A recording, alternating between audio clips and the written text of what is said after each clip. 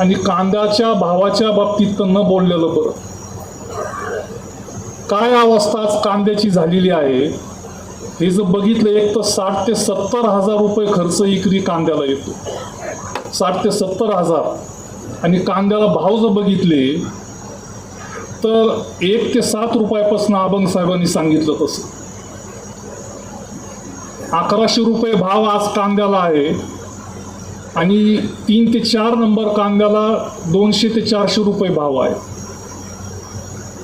मग शेतकरी कर्जबाजारी होणार नाही तर काय होणार? यातनं आत्महत्या करतील तर दुसरं काय करतील? आणि म्हणून शासनाने आता जसं काल साखरेचा परत ऊसाचा FRP वाढवली, हमी भाव वाढवला, तसं कांद्याचा हमी भाव कधी तुम्ही जाहीर करणार हा प्रश्न कांदा उत्पादक शेतकऱ्यांनी विचारला पाहिजे.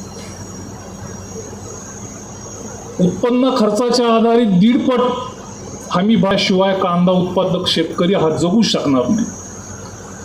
आणि ही मागणी करण्याकरता आम्ही तर आंदोलनं करतोय. गोडेगावला आंदोलन केलं, वडाळ्याला केलं, इथे नेवाशाला केलं, कांदा रस्त्यावरती टाकला, गळ्यात घातला, मोठ्या मोठ्याने घोषणा दिल्या, जेलमध्ये गेलो, त्या केसेस अजून चालू आहेत.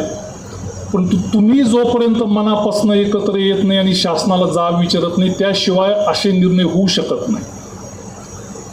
आणि दुसऱ्या अनेक गोष्टी असतात की ज्याच्यातनं आधार केंद्र आणि राज्य शासनाला देता येऊ शकतो.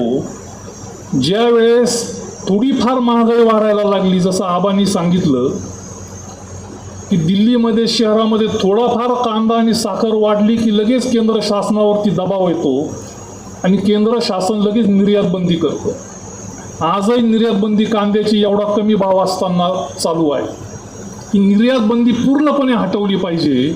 निर्यात शुल्क जे असेल ते शून्य केलं पाहिजे, त्याशिवाय कांदा उत्पादक शेतकऱ्यांना न्याय देता येणार नाही.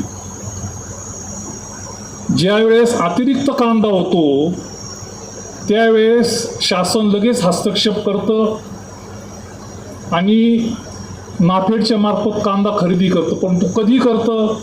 शेतकरी कांदा अतिरिक्त झाल्यानंतर ठेवूच शकत नाही, त्याच्याकडे तेवढी व्यवस्था नाही, ते खर्चिक असतं, कांदा खराब होतो. म्हणून मोठे महाराष्ट्रातले आणि देशातले फार मोठे व्यापारी, धनदांडगे व्यापारी हे ते खरेदी करतात मातीमोल भावानं शेतकऱ्याकडनं. आणि ज्यावेळेस शेतकऱ्यांचा कांदा संपलेला असतो त्यावेळेस हा कांदा नाफेडला मोठ्या प्रमाणात विकतात, चांगला भाव त्यांना मिळतो. त्याच्यातनं शेतकऱ्यांचं प्रचंड नुकसान होतं.